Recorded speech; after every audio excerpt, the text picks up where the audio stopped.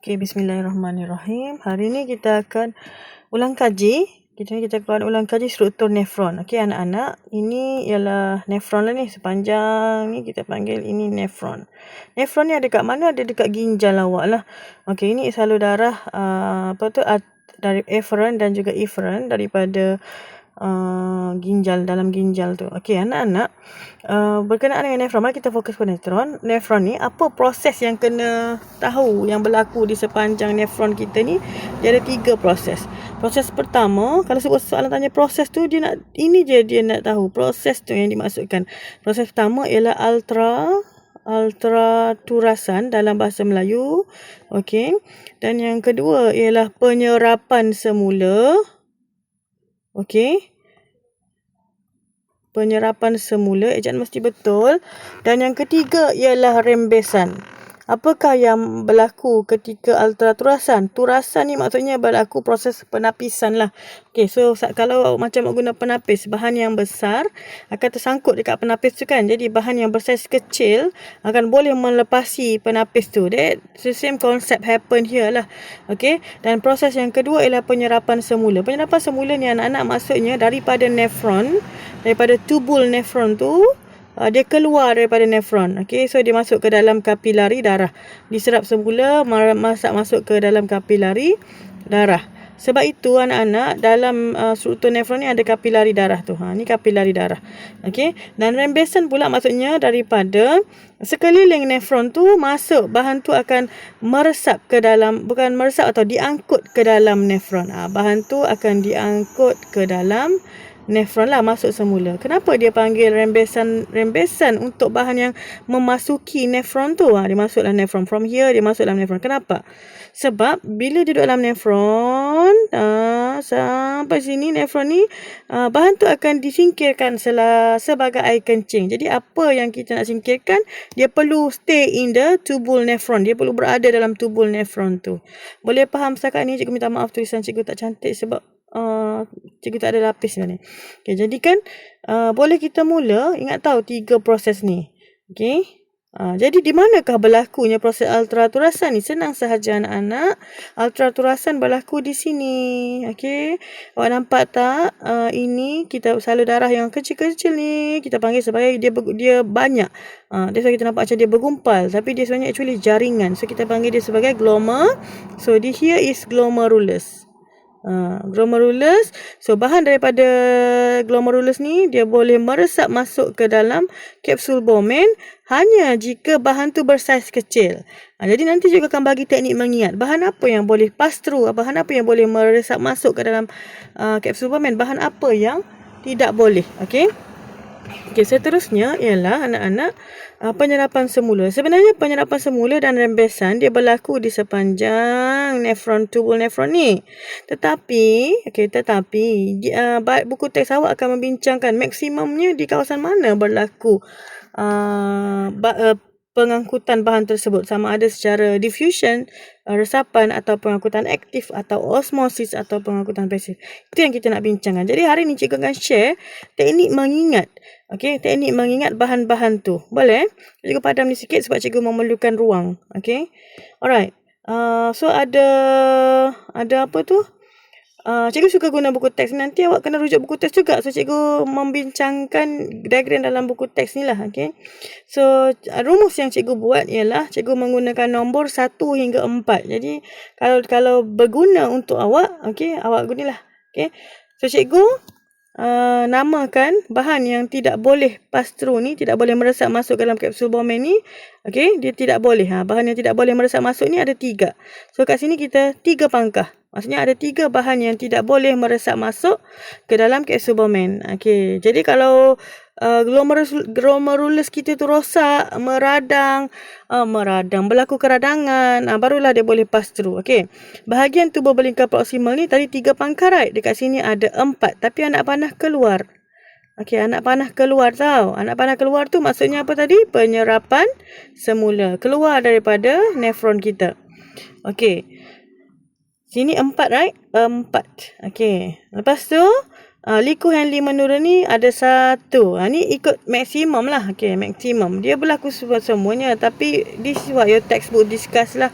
And Liku Henley menaik ni ada 2. Okey. Lepas tu pada tubul berlingkar distal ni, okay, cikgu tarik ke sini sikit lah. Okay, oh my god, cikgu tu salah tekan. Okay, dia sepatutnya masuk dalam kapilari darah tu. Tapi untuk mengajar ni, cikgu tunjuk bahawa dia keluar lah. Dia keluar daripada nefron, dia boleh pass. Cuba supaya awak nampak. Okay. Awak tahu awak mahu di sini. Boleh juga kalau mahu di sini. Okay, tapi kalau mahu di sini, boleh lah. Sorry cikgu, I'm going to use red for penyerapan semula. Trying. Bismillah. Okay, 1, 2. Di sini pun 3. Okey, penyerapan semula lagi. Okey, di bahagian ductus pengumpul ni ada 1 di sebelah sini, 1 di sebelah sini. This is according to your textbook. Supaya awak tidak rasa jauh dengan buku teks tu. Okey. Okey. Cikgu hanya telah menunjukkan ultraturasan ada 3 bahan cannot pass through. Cikgu dah tunjuk. Penyerapan semula ada beberapa lokasi. Okey. 1, 2, 3, 4, 5, 6. 6 lokasi berlaku penyerapan semula secara aktif. Dan seterusnya ialah rembesan. Okey, rembesan di mana? So, untuk rembesan maksudnya kita nak buang dia. Okey, cikgu nak guna color apa? Color biru lah. Okey.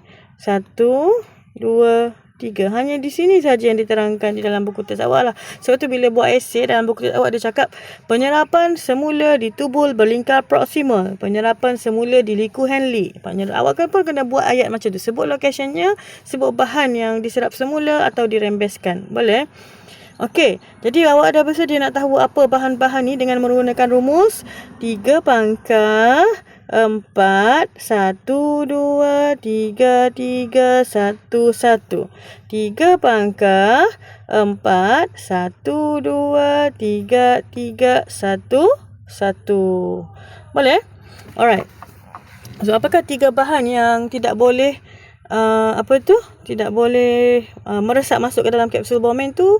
Ialah sebenarnya bahan ni actually datang daripada darah kita ni. Maksudnya apa-apa jalan salam salur darah kita ni hasil pencernaan ke apa ke, dia boleh pass through kecuali 3 benda ni. Apa dia?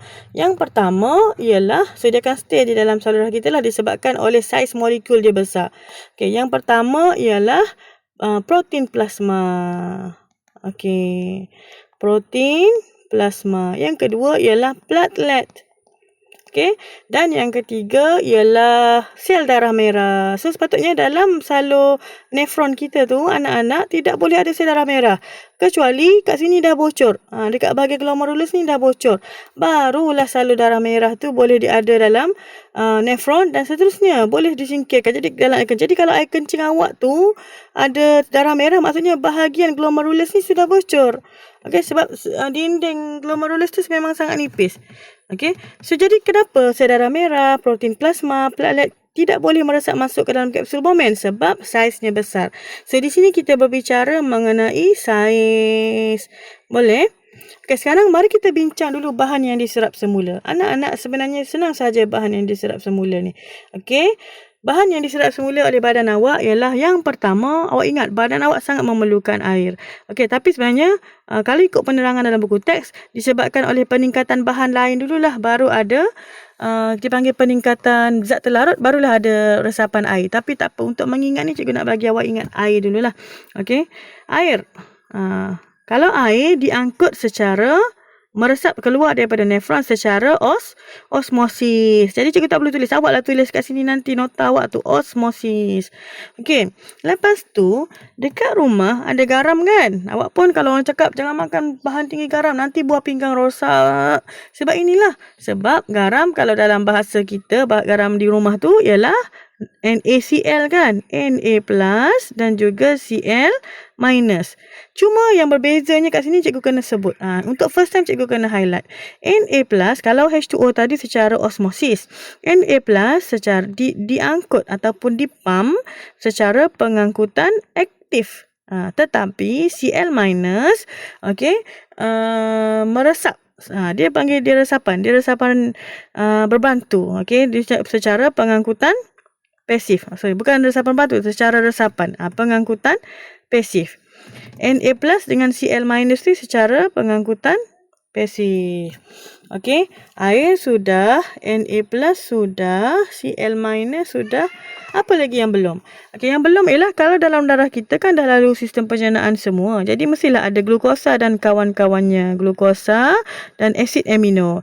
Okey, kalau awak belajar form 4, okey anak-anak, form 4 awak belajar dulu dia diangkut secara pengangkutan pasif. Tetapi awak kena ingat pada dua tempat dalam badan kita, bahan-bahan ini glukosa dan asid amino ni diangkut secara dipam secara pengangkutan aktif. Maksudnya walaupun kepekatan dekat sini, dekat tepi-tepi ni dah banyak, dalam ni sedikit, tetaplah glukosa dan asid amino tu diangkut juga keluar, dipam keluar daripada nefron. Sebab apa? Sebab badan awak try to conserve as much as possible glukosa yang dia boleh dapat. Okey, boleh faham? So ini penyerapan semula di tubul berlingkar proksimal. Senang sangat. Ada air, ada Na plus, ada Cl minus. Ingat susunan tu cikgu bincang H2O, Na plus, Cl minus. Jadi ingat tak cakap cikgu bahawa badan kita sangat-sangat ingin menyerap semula air. Okey, dia nak bantu awak dehydrate. Jadi H2O. H2O diresap semula, mengalami penyerapan semula lagi sekali dekat sini.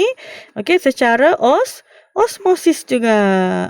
Okey, dan ingat lagi tak, lepas H2O kita always talk pasal Na plus dengan Cl minus. Jadi dua yang dekat sini ialah Na plus and Cl minus, ion natrium dan ion klorida. Secara apa? Masih ingat lagi? Kalau ion klorida secara pasif, yang ini pengangkutan aktif, yang ini pengangkutan pasif. Lepas ni cikgu dah tak nak tulis dah mode of transport ni. Boleh? So selesai dah dekat sini anak-anak, selesai dekat sini. Now we are talking about penyerapan semula dulu. Baru kita pergi rembesan. Penyerapan semula di bahagian tubul berlingkar distal. Okey, yang tiga ni. Penyerapan semula di tubul berlingkar distal, awak ambil this one and this two. Okey, jadi H2O secara pengangkutan secara osmosis, ion natrium secara aktif dan juga Cl minus secara pasif. Selesailah penyerapan semula di tubul berlingkar distal. And awak ingat tak cakap cikgu bahawa badan kita sangat-sangat ingin menyerap semula air. Jadi penyerapan semula air berlaku lagi sekali dekat sini, dekat ductus pengumpul di sini. Okey, secara osmosis. Selesailah sudah. Okey, di sini pun penyerapan semula, tapi cikgu nak bincang dia special, cikgu nak bincang dia akhir. Okey, anak-anak, proses penyerapan semula yang terakhir ialah yang ini, urea. Okey, kenapa cikgu bincangkan dia akhir? Sebab actually, tapi kat sini berlaku sedikit sajalah penyerapan semula tu jika kandungannya lebih tinggi. Okey, di sini berlaku. Okey, jom mari kita tengok penyerapan semula urea tu dekat situ secara apa?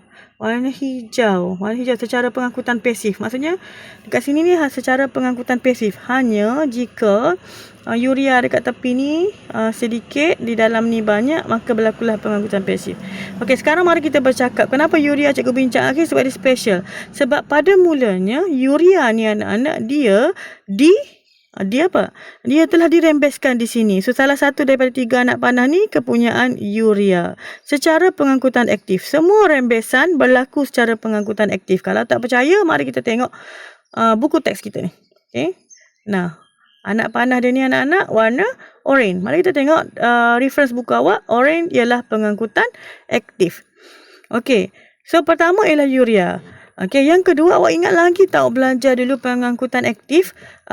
Pasangan bagi sodium, pasangan bagi ion natrium ialah kalium, ion kalium. Jadi kat sini ion kalium disingkirkan. Ion ion natrium, okey, berlaku pengumpulan. Ion K plus, ion sodium, ion kalium berlaku penyingkiran, disingkirkan. And then satu lagi, awak ingat lagi tak contoh yang kita pernah belajar ialah ion hidrogen. So ini ialah urea, ion kalium dan ion hidrogen yang diangkut, disingkirkan secara dirembeskan secara pengangkutan aktif. Selesai dah lah pengenalan kita berkenaan dengan nefron. So awak guna rumus ni 3 pangkal 4 1 2 2 3 ni. Kenapa 3 dua kali? 1 ni secretion, Okey, yang ni ialah penyerapan semula, ini ialah rembesan. Yang lain ni ini dan ini ialah penyerapan semula. Okey, mari kita tengok, kita cuba jawab soalan. Kalau dapatlah. Okey, kalau faham apa yang cikgu cakap ni. Kalau laju, perlahankan. Okey. Senang je nak ingat, kita recall balik. Okey, 3 bahan ni tidak boleh meresapi nefron. Kenapa? Kerana saiz molekul atau saiz bahan tu ialah besar. Apa contoh 3 bahan tu? Sel darah merah, protein plasma dan platelet. Jadi dalam keadaan normal, 3 bahan ini tidak boleh berada dalam nefron dan tidak boleh berada dalam air kencing awak sepatutnya. Melainkan bahagian glomerulus ni bocor atau mengalami keradangan. Okey, lepas tu pada tubuh belakang proksimal ada 4 bahan yang diangkut secara aktif, secara bahan yang prosesnya berlaku secara penyerapan semulanya berlaku secara aktif, iaitu pertama air, Na+, Cl- dan glukosa dan kawannya. Di sini je sekali. Okey. Lepas tu bawah ni ialah air, liquid Henle menurun. Kalau perhatikan liquid Henle menurun, okey. Dia punya, tapi dalam diagram ni tak nampak. Tapi dalam tu sebenarnya nampak yang menurun ni lebih besar, okey, lebih lebar, lumennya lebih besar. Yang ni lumen lebih kecil. Tapi tak apa, jangan kita sentuh, nanti awak pening. Okey. Mari kita cuba jawab soalan. Okey, Encik X telah menghidapi penyakit diabetes mellitus. Penyakit apa? Penyakit diabetes mellitus selama 15 tahun. Maksudnya orang ni sakit. Okey, tak apa. Kita tak dapat apa-apa clue lagi. Okey, penyakit ini menyebabkan kerosakan pada struktur Y dalam rajah 7.1. Jadi cikgu dah sediakan struktur Y ni. Struktur Y ni ialah glomerulus. Maksudnya soalan cakap ialah kerosakan pada glomerulus. Jadi kan sedikit tips menjawab. Kita tidak boleh ulang perkataan kerosakan ni untuk menunjukkan bahawa kita faham apa yang soalan ni minta. So kita ganti dengan perkataan yang lebih sesuai. Okey. So mengganti tu awak dapat 1 markah. Jadi kita nak cakap kalau rosak ni kita ganti dengan apa? Okey. Kalau bahan dalam badan, okey, kalau berlaku bukan kerosakan damage tu kita panggil sebagai bahan tu mengalami keradangan. Jadi kita boleh cakaplah bahawa apakah kesan kerosakan struktur Y terhadap sistem urinarinya. Inilah terhadap ini. Okey, jadi yang pertama ialah apa kesannya tadi? Struktur Y. Kita tukar perkataan kerosakan ni. Mengalami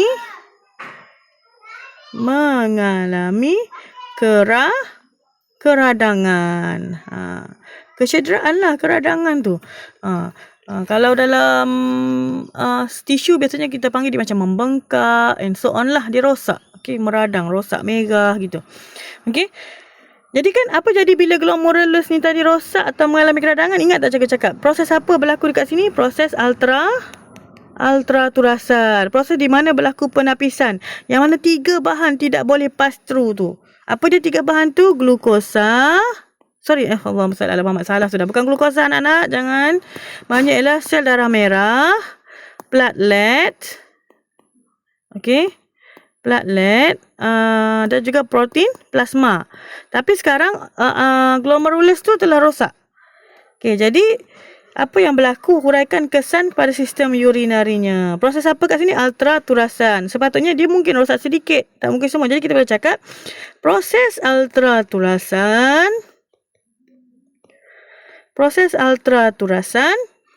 Okey. Tidak berlaku dengan efisien. Maksudnya sebelum tu dia berlaku tapi berlaku dengan efisien. Yang ini tidak berlaku dengan efisien atau apa-apa ayat yang memberi maksud kurang baik daripada sebelum tu. Kena buat perbandingan dengan ketika normal dengan tidak. Okey, sekarang bila ultraturasan tidak berlaku dengan efisien, apa jadi pada 3 ni? Boleh tak dia meresap masuk ke dalam kapsul Bowman? Boleh ke tidak? Jawapan dia boleh. Jadi aku bolehlah cakap sel darah merah, platelet dan protein plasma. Awak eja betul-betul tau. Jangan eja sikat-sikat macam cikgu. Plasma boleh meresap masuk ke dalam tubul nefron. Sepatutnya awak boleh dapat dah 3 markah ni. Tetapi kalau nak bagi lebih pun boleh, tak ada masalah kalau awak faham struktur tu lah. Okay, so cadangan ayat yang terakhir yang berkaitan dengan urinary system ni ataupun sistem urinary ni, kita cakap pasal air kencingnya. Awak rasakan ada apa dalam air kencingnya? Okay, air kencing akan mengandungi apa? 3 benda ni. Okay, cikgu tulis ringkasan boleh? Sel darah merah, protein plasma dan juga platlet. Jadi cikgu harap video ringkas ni bantu awak faham berkenaan dengan proses ultraturasan, rembesan, penyerapan semula dan juga rembesan. Okey, harap membantu calon-calon SPM lah. Okey, nak lebih detail sebenarnya kan kalau faham diagram ni dalam buku teks tadi, mana buku teks kita ni kan. Okey, kalau faham diagram ni awak boleh faham muka surat sebelahnya tu bila baca penerangan tu sama je yang macam cikgu sebut. Okey, alright, terima kasih untuk join kelas cikgu hari ni.